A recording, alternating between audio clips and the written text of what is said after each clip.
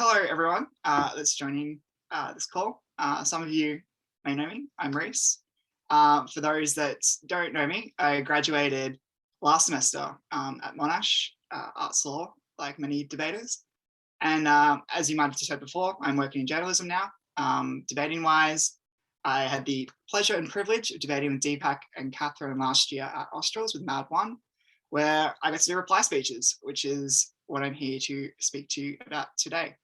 I can still see most of the call. People with cams on, actually it's not many of you, maybe just like react if you've done a reply speech before, using one of the emoticons or something, just have a vague vibe of what the experience is like. Trav's done a, yep. Cool. So we've got a couple of first timers to it, which is excellent. This is going to be tailored towards if it is your first time doing a reply speech. So we should make that pretty easy. Now I'm trying to see, I don't think I can see the chat, but if anyone has any questions, feel free to unmute and just call out during it. This will be pretty casual and informal as we go. So starting off with what are reply speeches? And this is a bit of an overview if you haven't heard of one or done one before. The best way to conceptualize it in my mind is like you're giving a biased adjudication. So all three speakers on each team have had a turn in the debate, and then it gets to be you, and you get to be the world's most biased adjudicator and explain why your team demolished the opposition. And what that means is that you present a little bit differently to how you would a usual speech. There's no new material in there, and it's much shorter. It goes for, as you can see, 3 to 4 minutes. So you have to be concise, and it has to be done by the first or second speakers of the team. As you can see by the diagram I've got here, it also goes in reverse order. So the first AF, neg, second, third, all speak as usual. But after the third negative speaker, the negative reply will go. So it's 12 minutes of uninterrupted negative, and then the affirmative reply will conclude the debate. So that's an important thing to remember when doing replies. And also quite important is the way you present a reply speech is a little bit different in the tone and the way you speak. For instance, it's done in past tense. So you wouldn't say in a reply, we think this policy will fail because it lacks political capital, like you would in, say, a third speech. But you'd say something like, the opposition put forward an ambitious policy, but they never explained how that policy will generate the requisite political capital to ever see its supposed benefits. A lot of this will sound a little bit abstract or maybe difficult to get your head around, but hopefully we'll give a few more examples throughout this presentation. We'll start to become a little bit clearer of what a reply speech looks and sounds like. And finally, that last point about having a calm and measured tone is really important for replies. And I will elaborate on that a little bit later. But basically, tonally, think about how an adjudicator delivers their verdicts. Most of the time, they're not animated or passionate because they're here to judge the outcome, not lobby for a particular position. So when you deliver a reply speech, you need that level of measure and calmness that they will bring through an adjudication. So, there we are. How do we do a reply speech? With basically anything in debating, there are no hard and concrete rules that must be followed at all times. You'll adjust some of these things based on your style, and different debates will call for different approaches. However, as a starting point, I would say here are a few foundational points. I would firstly keep introductions to a bare minimum. Personally, I avoid them altogether in a reply speech. Obviously, in a regular speech, intros can add a lot of value and be very powerful to grab the judge's attention or set the scene or add rhetorical weight. But in a reply, you simply just don't have the time to waste 30 seconds speaking about anything other than the two questions that decide the debate. So I'd suggest launching straight in. For myself, I had a rule as a reply speaker that the first words to come out of my mouth basically always had to be, this debate came down to 2 questions, and then go from there. And on that point, I would always say that 2 key themes or questions is a really good way to split up your reply and divide the structure. I prefer asking adjudicators questions over themes because I think it sets the table for an adjudicator to say, here are the 2 questions to determine the outcomes of the debate, and this is why we won both questions. It's like giving them a roadmap to your team's victory. But to some degree, obviously, it's a personal preference. And the most important thing to take out of that point is not to try and cover 3 or 4 issues in a reply, because over 4 minutes, you just don't have the time to do any of that justice. And because of that issue with time, I would suggest keeping your replies broad and focused on the big picture issues of the debate. So try not to get caught up relitigating the debate or giving the adjudicator a blow by blow of what they've just seen. For instance, don't say, at first, the opposition told us that non-violent offenders should never face prison because prison often isolates people and exposes them to violent environments and blah, blah, blah, blah. Just give them the headline. Just say, the opposition told us non-violent prisoners should never be imprisoned because environment is ill-suited to rehabilitation.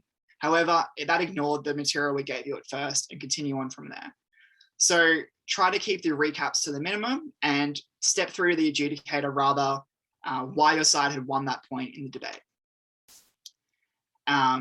Particularly as well, actually, I'll just point out, especially if you're newer to debating, 3 to 4 minutes can sometimes feel like an eternity, but it's a good habit to get into of just cutting straight to the point in replies and trying to limit the amount of waffle that you do.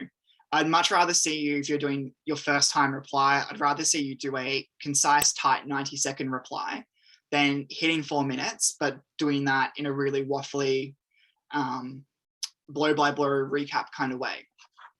And my final note that I've got here on how to do a reply speech is just try to differentiate yourself from your third speaker in both the themes that you cover and the way you present.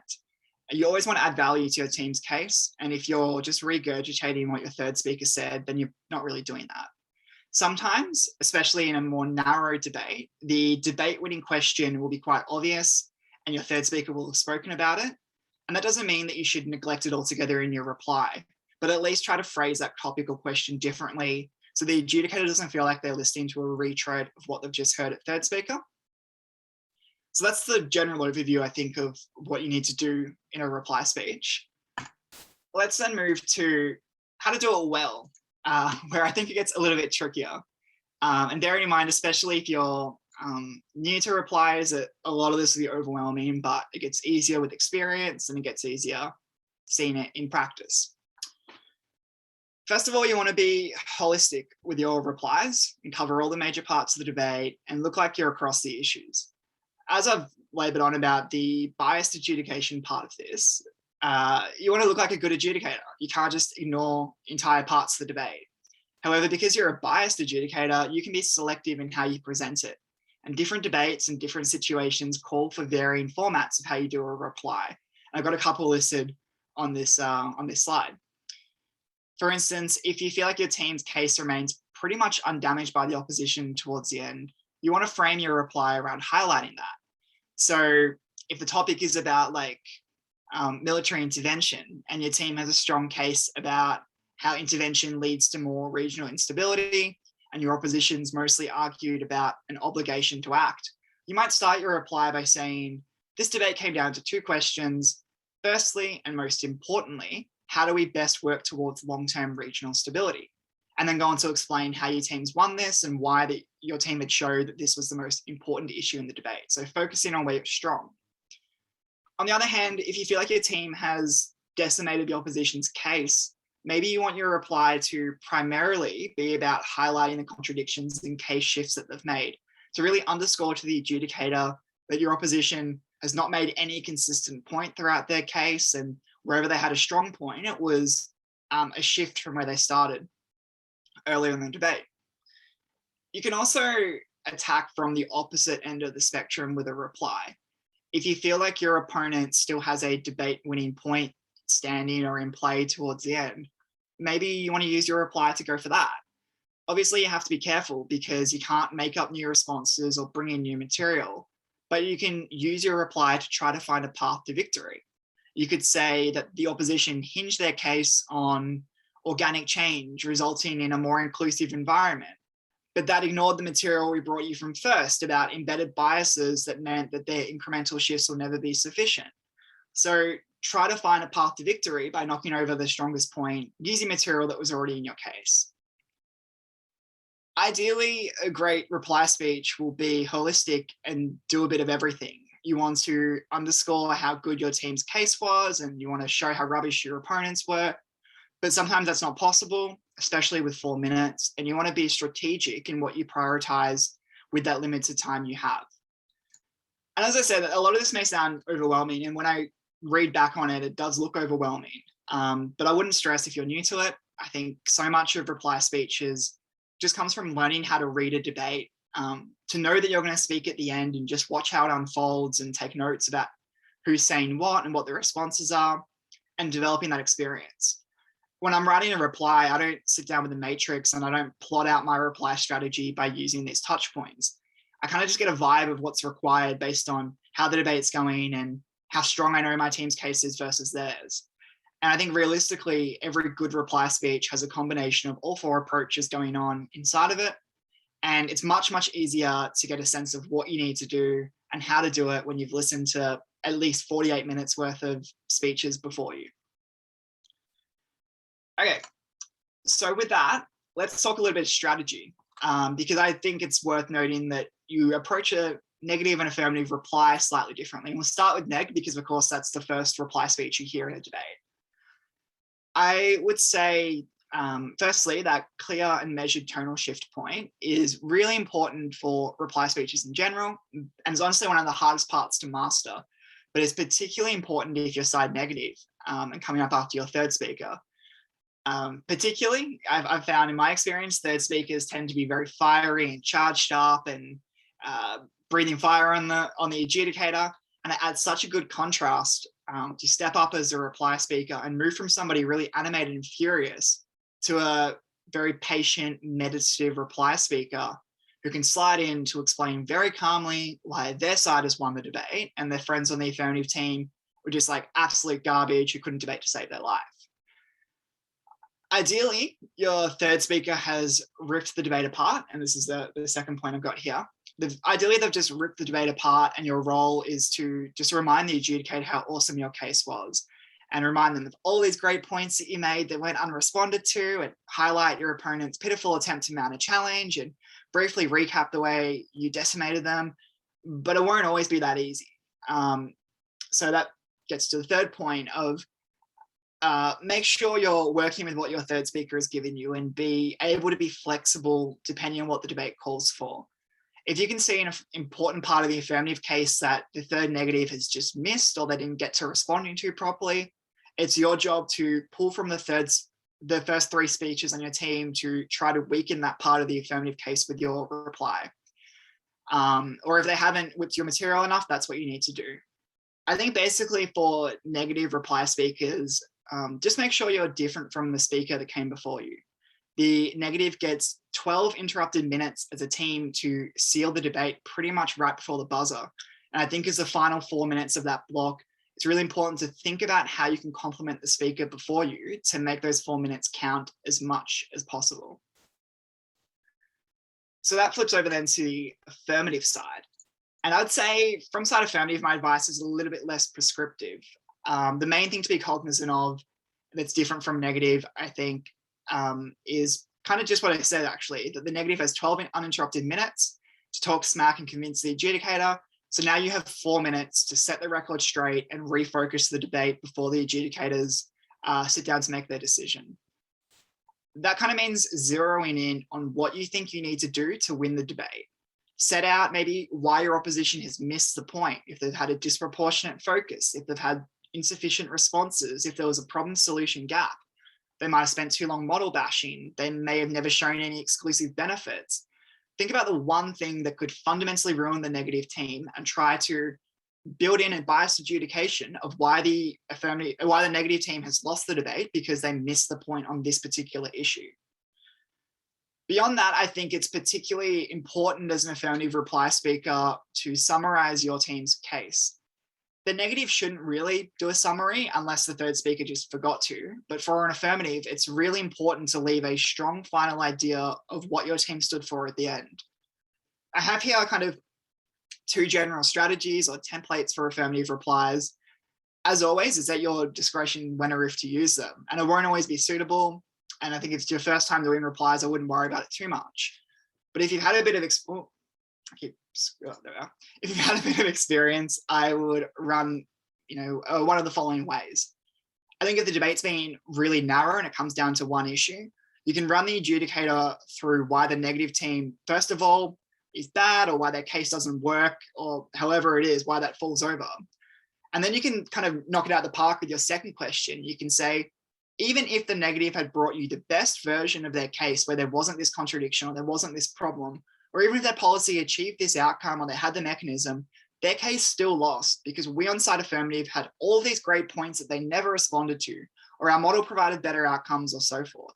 So kind of showing why the case they presented was bad. But even if the adjudicator bought all the rubbish that they presented as a team, our case was still stronger than theirs and we still won the debate. That's a little bit harder to do in a messier debate. And I think in a messier debate, at point 3, you can hedge your bets a little bit and boil the debate down to 2 questions, tell the adjudicator why you won each point. Ideally, they agree on both counts and you win. Potentially, they think you've won won on one issue and lost the other, and it might be enough to get you over the line. And particularly if you feel like you've dominated one area and the other area is murkier, you can divide into 2 questions and emphasize why on one question you're stronger, and that's the most important question in the debate. All right, next part of it. What did I put next? Oh, we're gonna do an example reply. Cool.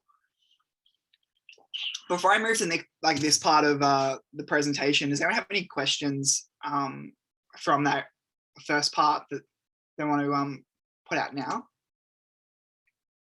I just had one question. Yeah. Let's say there was material done at first that's gone unresponded to the entire speech, and it looks like it's fallen out of the debate a bit. What are your thoughts on whipping it if you think it could win you the debate? It's a really good question. And as much as it's a fancy answer, sometimes it depends on the context and how strong that point is and where you're sitting in the debate. I think if you've generally won anyway, you might want to lean on the more relevant parts that have stuck in the debate so it doesn't seem like you're cherry picking. But if you feel like you've been smashed by the opposition and that's maybe the silver bullet that could win the debate, bring that through. Ideally, your team should be whipping that and can try and pass up the bench to say, whip this point at third or whatever. But if you're in that situation where it's fallen out the debate altogether, I wouldn't lean on it, but I would 100% make sure you're making mention in your reply. You can say, side negative has relied on this one point that their entire case hinges on. They never acknowledged so-and-so, they never acknowledged so-and-so. And the first speaker, we brought you this point, which never got any response. And their failure to deal with this particular issue was what led to them losing this debate. So I think definitely look for those things that the opposition haven't dealt with and use your reply speech to hit them on it. But if it hasn't come up since the first speaker 40 minutes ago, I wouldn't lean on it too hard because then it looks like you're cherry picking a little bit. Do we have any other questions? It's a good question. Thanks for that, Michael. Cool. As always, just sing out if anything comes up. So let's do an example reply. I feel like I had this idea because a lot of what I'm talking about to me feels very abstract and theoretical, even though actually it winds up not being too abstract. It just feels that way when you present it like this. And doing example replies is a little bit hard because I think so much of what forms a reply speech and how it's shaped is shaped by the debate that you're in. But I'm going to try to illustrate, pardon me, how you could go about writing and presenting a reply, kind of running through a quick debate of sorts without taking 50 minutes. So this is the topic that I thought we could do. This house would support policies in sporting leagues or competitions that prioritizes the interests of fans over the interests of athletes. And we'll run through what an aff and neg case for this motion might look like and how you should be thinking as a reply speaker. So here is a rough, emphasis on rough, affirmative case. I'm not a great case builder, it's been a while, but it'll do for this exercise. So with this topic, we've got a model for side affirmative that's mostly oriented in making the fans' experience more exciting and more accessible. We've got heaps of games on, so fans always have something to watch. We're going to run the players ragged by limiting bench rotations so they score more goals, which everyone loves. We make tickets cheaper so everyone can go. And argument one might run something like,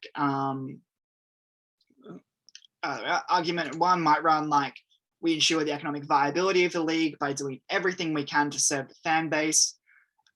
Affirmative sets it up that sports is simply one entertainment option in a competitive marketplace of like TikTok and Netflix and Fortnite. And by prioritizing fans, we ensure that there are millions upon millions of generational sports fans invested enough to buy memberships and merchandise and show up every week. And you'd use the context of saying that, especially during COVID, sporting leagues have taken these big financial hits and they continue to suffer. And therefore, it's absolutely imperative in this world that sporting leagues serve the fan base or they'll just go bust. And then you got a second argument in here that prioritizing players leads to significant harms, that you undermine the viability of the league, that you isolate fans because it becomes much harder to remain invested if you feel locked out of the sport or like less of a priority. You set up the ramifications in the negative world, which would include like discriminatory access to tickets because they cost more, a diminished capacity to grow attached to your team because there are fewer games on. And to the extent you can still access the team, your investment or enjoyment might be diminished because the quality of the broadcast sucks or the players haven't had the same level of coaching or conditioning because the resources are lower. There are all kinds of like harms that you can point to inside Affirmative. And then flipping over quickly to side negative, I've got a counter model that kind of flips the equation. You'd say that we play fewer games so players have fewer injuries and get more rest. We would shut down leagues entirely during COVID outbreaks, so you wouldn't have situations where teams have to be away from home for 3 months like they do in the AFL this year. We'd make ticket prices higher so there was more league revenue, so players get remunerated better. We'd have far stricter concussion protocols in contact sports. Like, we don't care if fans can't see their favorite player for a month. If they get hit in the head, we're going to make them sit out. So we limit the risk of brain injury. And conversely, on side negative, you can set this up in the context of a medical crisis. But basically, every contact sport is reckoning with concussion or serious brain injuries like CTE down the line that's stemming from the way that we play professional sports. You can link it to a byproduct of prioritizing fans at the expense of athletes, the demand to play more, to play faster and play harder and so on. And aside negative, your solution here is just to help the athletes increase not just the length of their athletic careers, but their lives. And not only do you get this benefit, but this is the most important benefit in the debate, because we could get stuff if fans are happy, but we care most about preserving the livelihoods of these people and ensuring they can still walk at the age of 60 rather than be like crippled as a result of sporting injuries. And then secondly, you've got the second argument here that shows why your model helps long-term engagement with sports and making leagues viable in the long term in the way that the Affirmative cannot. You can say that fans are increasingly switching off sports or walking away because they're more aware of the harms and risks the players face. You can talk about a changing dialogue where staying on the field after being hit in the head used to be considered brave, and now it's condemned as a sign of gross negligence. You can say everything the Affirmative claimed is centered around this romantic idea of attachment to the sport, but leaving sport in its current shape actually just fosters disillusionment in the fan base and people walk away in the long term. So what we're doing here is actually keeping those fans around and keeping these leagues going in a way the Affirmative actually aren't doing. And the point of rushing through that is effectively trying to condense 6 pretty rough speeches into a mini debate to set up the state of play as a reply speaker. So if we're the negative reply speaker, we're coming up right after our negative speaker and a third negative, and this is kind of what's in front of us here. We've got 2 cases that have just been presented, and there are a million ways you could go about doing this reply, and I think 987,000 of them would be totally ace and perfect. Here is how, roughly based on what I just put out, I would do it. There we are. I might lead with a question of supporting athletes, because on the negative side of this motion, we're inherently stronger on the idea of player welfare. So if we can convince the adjudicator that this was the foremost and most important question in the debate, then we'll be well on our way to winning. Question 2 is important though for this setup because it blocks an affirmative path to victory. The last thing you want as a reply speaker is the adjudicator to say that well, athlete well-being was very important and you clearly won that issue, but ultimately none of this matters if there is no viable sporting leagues left, so we give the debate to the other team. So I would use question 2 to try and quell that worry and close off that pathway for the affirmative team with their reply. And this is roughly how I think your reply would shake out as a negative reply speaker. You would say, side affirmative has said that they supported athletes because their model brought higher pay and more acclaim from a more engaged fan base. However, that ignores the material that we brought you about the importance of prioritizing the well-being of athletes beyond economic viability or the size of their pay packet. This was always the more important issue in the debate because it went to the heart of their well-being and their lifespan. And this was always going to be a bigger issue than anything about money in this, in this debate. We inherently did that on side negative by making welfare the number one priority through mechanisms X, Y, and Z. And therefore, this point fell to us, the most important point in the debate. And then you look at question 2 and you say, side affirmative hinged their case on this. But even if our material about athletes' well-being was less important, we would still win this point and win the debate as well, because we showed you why fans would walk away from the league if the vicious cycle of violence and death that currently plagues sports continues. And you can add in a bit of what I said earlier. You can say, even if the affirmative's best case had materialized in this debate and they could claim short-term gains and engagement with fans that we couldn't get on our side, we successfully showed the longer-term viability of sporting leagues was much stronger in our world. And thus, even in that best case, the point still fell to side negative in that world. So that's kind of like a way that you could run the reply, flesh out 2 questions, put it on your terms, and then close off their pathway with a strong statement, even if the adjudicator was believing them a little bit more. So we'll switch shoes now and pretend that we're the affirmative reply speaker coming up next. And here's what we've got in front of us here. We've had the 2 cases, we've had the negative reply, and now you got to think about how you want to run your reply as an affirmative reply speaker. And here's how I would probably go about it. I think there we are. At question 1, you can see we're trying to reframe the debate. We've just heard 12 minutes of talk about players and their health. And as the affirmative team, we want this debate to shift back to the perilous state of sporting finances and get away from this issue of health and safety, because inherently that's probably not great for us. However, question 2 ensures that we are staying holistically focused. While we don't want player welfare to be the dominant issue in the mind of the adjudicator, we can't just ignore it after the negative spent 12 minutes talking about it, because we have to be that holistic person that's across all issues of the debate and not just cherry picking selective items that suit our side. So with that in mind, this is probably how I would run that affirmative reply. You start with question 1. You'd say, we told you from first affirmative that this was an existential question. The sporting league simply could not remain in operation if you adopted side negative's approach. You can kind of build in the rebuttal that your team should have had throughout the speech. You say, what we've told you down our bench, or maybe the better way to phrase it as a reply speaker would say, side affirmative has told you through all 3 speakers why the long-term viability that the negative team asserted was never going to materialize. We told you at first that what they said was not responsive to the counterfactual. We told you at second that even if what they said panned out, they never provided the protection that they claimed.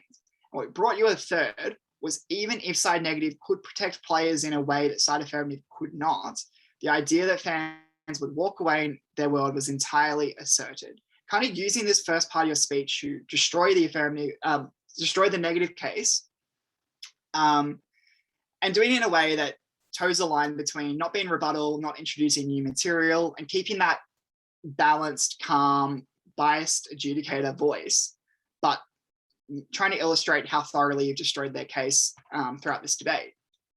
And then flipping sides and saying, what we've showed you and what still stood in this debate is that only side affirmative ensured the short-term survival of sporting leagues, that in an age of COVID, leagues like the NBA or the AFL had these multi-billion-dollar broadcast deals that were reliant on sports continued to be played. What was also still standing for side affirmative was that only we could ensure the long-term survival of these leagues. That even if a league could survive prioritizing athletes in the short term, the economic consequences of doing so would force leagues to downsize and contract and fold teams. And what we told you at second speaker was that fans were more likely to altogether depart the sport when their local team folded, and production value of those broadcasts would be downscaled and viewers would switch off. We never heard a response across all three speakers aside negative that convinced us that this, that this wouldn't happen, and therefore that point fell to side affirmative. And you can kind of wrap this up by saying at the end, we were the only side that actually ensured leagues would survive these short and long-term challenges that they currently face. And for that reason, negative failed on this existential problem, and therefore negative have lost the debate. Then you move to the second question. Oh, I've done that again. You move to the second question. That is kind of who brought better outcomes for players, because again, you want to be holistic. You can start it off by kind of saying, we won this point by default because we gave them a league that they could actually play in. So trying to shut that down from the start. But even if negative could show that they got the same thing, we still got better outcomes for their players, and that's why we won this point. And kind of run through the benefits that your sides accrued over the debate. You can say, we were able to give better medical support. We also got a league in which players were more invested and the league was better funded. That resulted in a myriad of exclusive benefits, such as better facilities, training, medical care, conditioning to improve outcomes, higher pay, ensuring they didn't need to play as long, easier to walk away when they're injured.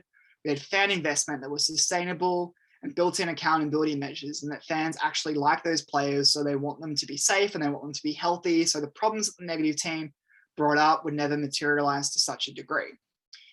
And kind of wrap this up by saying that we showed you why we won the most important issue in this debate that the opposition largely left untouched.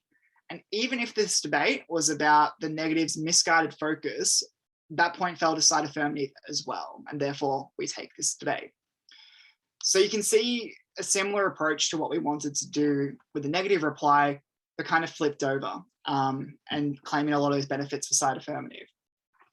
So that was a bit of a crash course in how a reply might work. I just found where the chat box is, and I see I've got a question in here from Kim. Hi, can you hear me? Mm-hmm. Okay. So I'm a bit new to it, and I haven't really done like a debate like this before, but where you've got these questions like 1 and 2, are you saying not only do you structure your response around those questions, but you sort of raise the question yourself? Like, would you, while you're speaking, say, first, I'm going to address this question, and second, I'm going to address, or are they sort of implicit in your answer? Yeah, it's a really good question, actually. I definitely would explicitly ask these questions, and I would pretty much, as a reply speaker, start my speech by telling the adjudicator the 2 questions. So I would say, if I'm doing this affirmative reply, stand up, start my stopwatch, and I would say there were 2 key questions that decided this debate. Firstly, could sporting leagues survive by prioritizing fans? And secondly, which side produced better outcomes for athletes? Well, let's start with the first question. Could sporting leagues survive by prioritizing athletes? And then doing that bias adjudication of saying, here's what negative brought you, here's what affirmative brought you, and here's why the affirmative team's material was ultimately more persuasive and why the affirmative team won this question. Take a break. Now into the second question in this debate, which side produced better outcomes for athletes, and kind of go through that same process. So tell the adjudicator the 2 questions that are going to decide the debate and then answer it for them, and do that explicitly. Cool, thanks very much. No worries. Do we have any other questions?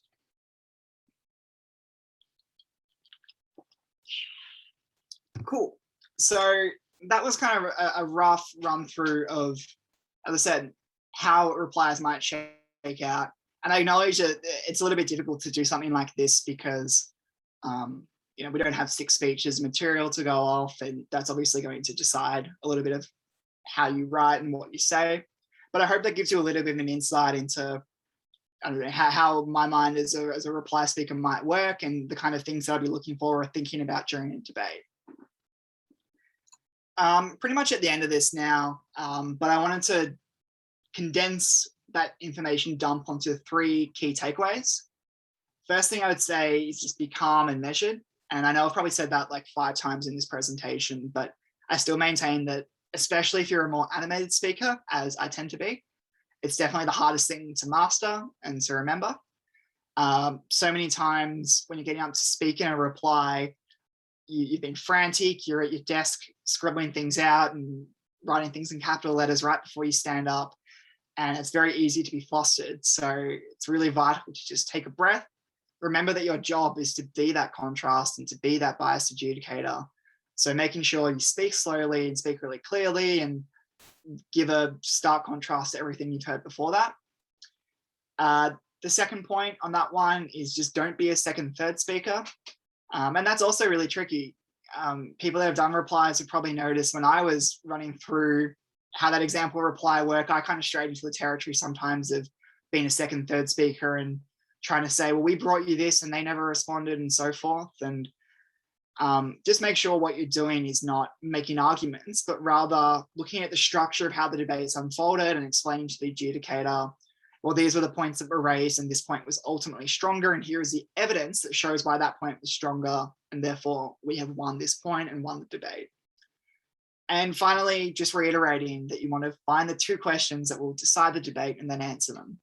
So that's not always what were the 2 biggest issues. What did we spend the most time talking about in this debate? Just thinking, what were the 2 things that will determine who the winner is and how can I show that we are the winner based on the answer of those 2 questions? And that's really about everything.